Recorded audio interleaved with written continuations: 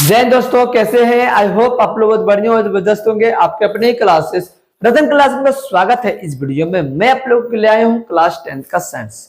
इस वीडियो में फिजिक्स और केमिस्ट्री का कुल 20 प्रश्न लेकर आया हूं और इसमें वैसे प्रश्न अवेलेबल किया गया है जो हमेशा बार बार बोर्ड के एग्जाम में देखने को मिलते हैं। तो हाल ही में भी पूछा गया था दोस्तों ऐसे प्रश्न, और 2025 के बोर्ड में भी पूछा जाएगा दोस्तों। और बिल्कुल सत्य बात है कि जिन जिन लोगों ने मेहनत किया है वही वही ने इतिहास रचा है। तो आप लोग चाहते हैं कि मेहनत करके अपने भविष्य को उज्जवल बनाना चाहते हैं दोस्तों, तो आइए मेरे वीडियो को शुरू से अंत तक देखते रहे। यदि मेरे पढ़ाया कॉन्सेप्ट यदि आप लोगों को समझ में आ जाएगा दोस्तों, तो मेरे वीडियो को लाइक एंड शेयर, फटाफट सब्सक्राइब जरूर करें। तो चलते हैं दोस्तों, पहला प्रश्न की ओर बोल रहा है, मरीजों के दांतों के बड़े प्रतिबिंब देखने के लिए दंत चिकित्सक किस दर्पण का उपयोग करते हैं? तो दोस्तों आपका जो राइट आंसर होगा वो अवतल दर्पण होगा। अवतल दर्पण ही ऐसा मात्र दर्पण होता है दोस्तों जो किसी भी वस्तु का जो प्रतिबिंब बनाता है वो बड़े साइज का बनाता है। आपको ऑप्शन कौन से ऑप्शन में दिखाई दे रहा है दोस्तों? आपका जो उत्तर है वो कौन से ऑप्शन में दिखाई दे रहा है? ऑप्शन सी में दिखाई दे रहा है। तो चलते हैं दूसरे प्रश्न की ओर। बोल रहा है, पुतली के साइज को कौन नियंत्रित करता है? पारितरिका, जिसको बोलते हैं आइरिस। क्या बोलते हैं? आइरिस। तो आपका जो कौन सा ऑप्शन में दिखाई दे रहा है पारितरिका? ऑप्शन बी में दिखाई दे रहा है। आते हैं नेक्स्ट क्वेश्चन की ओर। बोल रहा है, किस लेंस को अपसारी लेंस भी कहा जाता है? तो अवतल लेंस को जो है दोस्तों अपसारी लेंस भी कहा जाता है। तो अवतल लेंस जो है वो कौन से ऑप्शन में दिखाई दे रहा है? ऑप्शन ए में दिखाई दे रहा है। अगला क्वेश्चन क्या है, शब्दकोश में पाए जाने वाले छोटे अक्षरों को पढ़ते समय निम्नलिखित में से किस लेंस का प्रयोग करना पसंद करेंगे? तो आपका जो राइट आंसर होगा वो 5 सेंटीमीटर फोकस लंबाई वाला उत्तल लेंस का हम लोग प्रयोग करेंगे। तो कौन से ऑप्शन में दिखाई दे रहा है दोस्तों? ऑप्शन सी में दिखाई दे रहा है। आता है दोस्तों अगले क्वेश्चन की ओर। बोल रहा है, उस उत्तल दर्पण की फोकस दूरी ज्ञात कीजिए जिसकी वक्रता त्रिज्या 32 सेंटीमीटर है। तो दोस्तों मैं आप लोगों का एक संबंध बता रहा हूं फोकस और वक्रता त्रिज्या का। तो दोस्तों याद रखना कि जो फोकस दूरी होती है, फोकस दूरी जो होती है वो वक्रता त्रिज्या का आधा होता है। यहाँ पर फोकस दूरी का मान पता करने बोल रहा है और वक्रता त्रिज्या कितना दे रखा है? 32/2 करेंगे। 2 जो है 32 को कितना बार में काटेगा? 16 बार में। 16 सेंटीमीटर होगा दोस्तों, ये आपका फोकस दूरी होगा। बताइए 16 सेंटीमीटर जो है वो कौन सा ऑप्शन में दिखाई दे रहा है?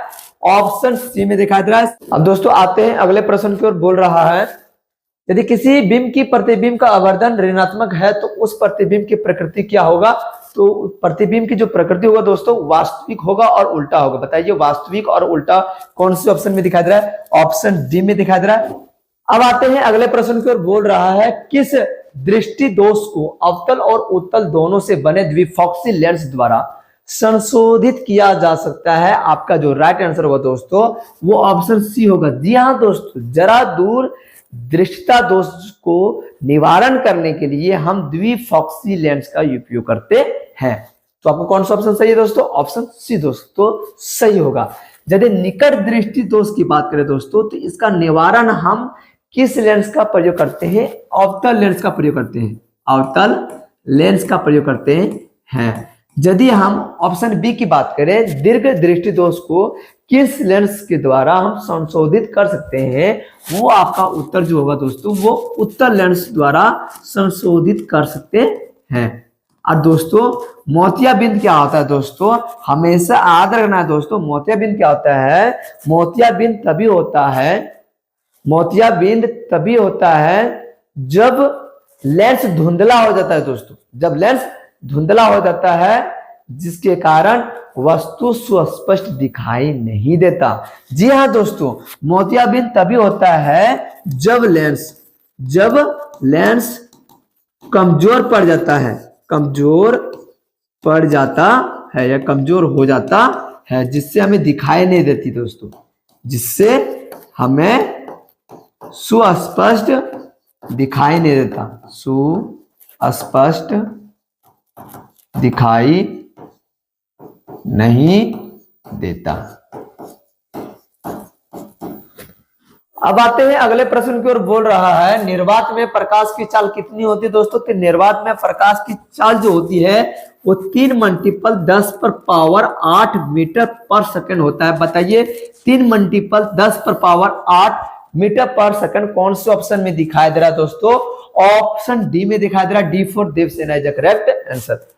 आते हैं दोस्तों अगले प्रश्न की ओर। बोल रहा है लेंस में कितने वक्रता त्रिज्या होती है दोस्तों? तो लेंस में वक्रता त्रिज्या जो होती है दोस्तों वो 2 होती है। कितने होते हैं? 2। तो 2 जो है कौन से ऑप्शन में दिखाई दे रहा है? ऑप्शन बी में दिखाई दे रहा है।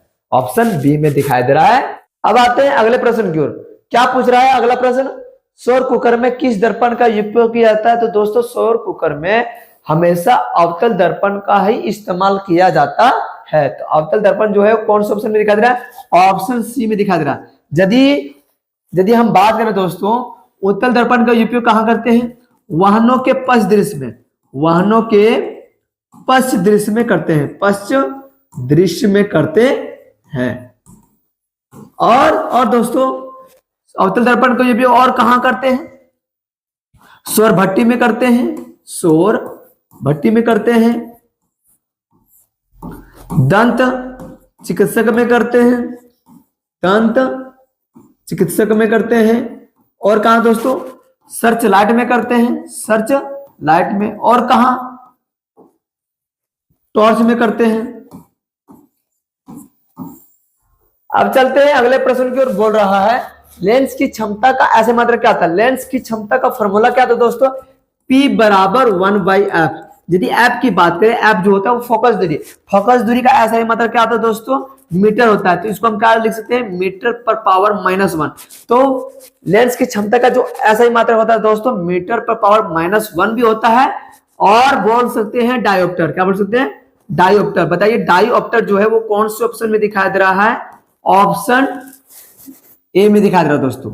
ऑप्शन ए में दिखाई दे रहा है। ए फॉर अमरेंद्र बाहुबली का करेक्ट आंसर। अगला प्रश्न क्या है दोस्तों? बोल रहा है निकट दृष्टि दोष को कम करने के लिए किस लेंस का उपयोग किया जाता है? यहां निकट दृष्टि दोष बोल रहा है जो नजदीकी वस्तु दिखाई देता हो परंतु दूर की वस्तु नहीं दिखाई देता है, इसको दूर करने के लिए हम अवतल लेंस का उपयोग करते हैं। बताइए अवतल लेंस जो है कौन से ऑप्शन में दिखाई दे रहा है? ऑप्शन बी में दिखाई दे रहा है। बी फॉर बाहुबली का करेक्ट आंसर। अगला प्रश्न क्या है दोस्तों? बोल रहा है संक्षारण के कारण तांबे पर चढ़ने वाली परत का रंग कैसा होता है दोस्तों? हर्रा होता है। क्या होता है? हर्रा। हर्रा जो है वो कौन से ऑप्शन में दिखाई दे रहा है? ऑप्शन सी में दिखाई दे रहा है। यदि हम बात करें दोस्तों, यदि हम बात करें संक्षारण के कारण लोहे पर चढ़ने वाली परत का नाम क्या है दोस्तों? लाल। क्या होता है? लाल। यानी लोहे पर जो जंग लगता है, लोहे पर जो जंग लगता है उसका रंग कैसा दोस्तों? लाल होता है। कैसा होता है? लाल होता है। और काला, काला दोस्तों चांदी पर जो जंग लगता है, चांदी पर जो जंग लगता है, चांदी पर जो जंग लगता है उसका रंग कैसा होता है दोस्तों? काला होता है। क्या होता है दोस्तों? काला होता है। अब चलते हैं अगले प्रश्न की ओर। बोल रहा है Fe2O3 plus 2Al Al2O3 plus 2Fe ऊपर दी गई अभिक्रिया किस प्रकार की अभिक्रिया है? तो दोस्तों यहां साधारण सी हमें बातें दिखाई दे रही है कि एल्युमिनियम जो है लोहा को क्या कर रहा है? विस्थापित करता है। इसका मतलब है कि ये विस्थापन अभिक्रिया है। जी हाँ दोस्तों, विस्थापन अभिक्रिया क्या है? विस्थापन अभिक्रिया वैसे अभिक्रिया होते हैं जिसमें अधिक अभिक्रियाशील धातु अपने से कम अभिक्रियाशील धातु को उसके जगह से विस्थापित कर देता हो, उसी को बोलते हैं विस्थापन अभिक्रिया। अगले प्रश्न को चलते हैं। अगर बोल रहा है लिटमस का प्राकृतिक रंग क्या होगा? बैंगनी होगा। क्या होगा दोस्तों? बैंगनी। बैंगनी जो कौन से ऑप्शन में दिखाई दे रहा है? ऑप्शन डी में दिखाई दे रहा है। अब आते हैं अगले प्रश्न की ओर। बोल रहा है उदासीन विलयन का पीएच मान क्या होता है? तो आपका जो राइट आंसर होगा दोस्तों वो कौन सा ऑप्शन होगा?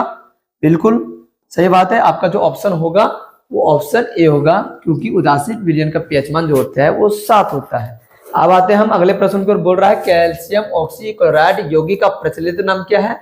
आपका जो राइट आंसर होगा दोस्तों वो विरंजक चूर्ण होगा। क्या होगा? विरंजक चूर्ण। यदि हम बात करें दोस्तों बेकिंग सोडा, बेकिंग सोडा का रासायनिक सूत्र क्या होता है? Sodium hydrogen carbonate. विरंजक चूर्ण का रासायनिक सूत्र क्या था दोस्तों? Calcium oxychloride. भुजबी चूना का रासायनिक सूत्र क्या था दोस्तों? Calcium hydroxide. यदि जिप्सम की बात करें दोस्तों, जिप्सम का रासायनिक सूत्र क्या था? Calcium sulphate 0.2H2O।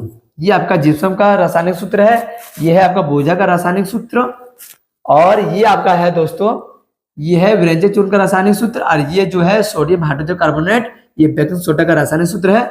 यदि हम प्लास्टर ऑफ पेरिस की बात करें, प्लास्टर ऑफ पेरिस की बात करें, इसका रासायनिक सूत्र क्या होता है?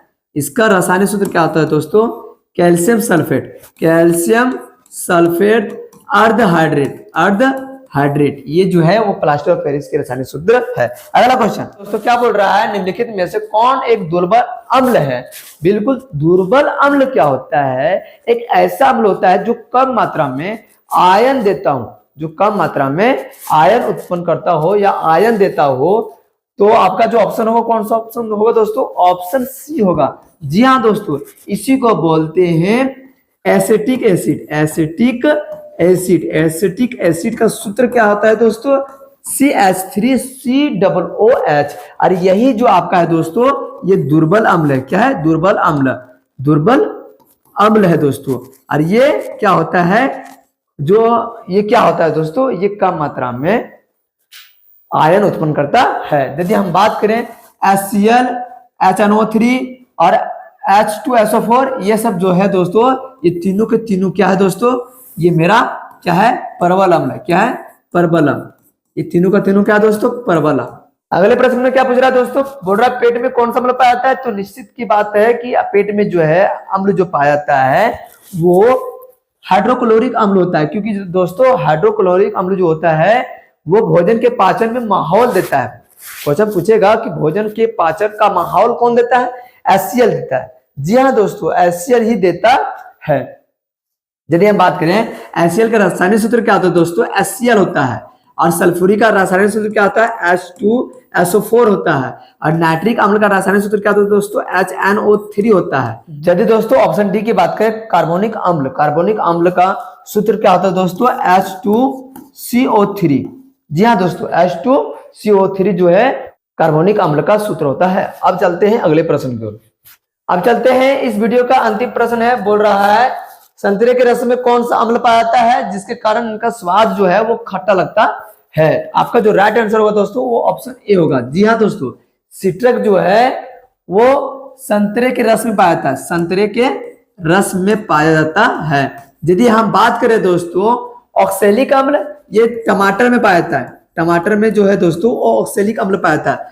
यदि फॉर्मिक अम्ल की बात करें, यदि हम फॉर्मिक अम्ल की बात करें, ये चींटी के डंक में पाया जाता है। जी हाँ दोस्तों, चींटी के डंक में पाया जाता है फॉर्मिक अम्ल। यदि हम एसिटिक की बात करें, ये दोस्तों ये विनेगर में पाया जाता है। कहाँ पाया जाता है दोस्तों? विनेगर में। जी हाँ दोस्तों, ये सारे के सारे क्वेश्चन जो मैंने 1 से 20 तक करवाया, सारा का सारा इंपॉर्टेंट है। तो इस वीडियो में बस इतना ही है।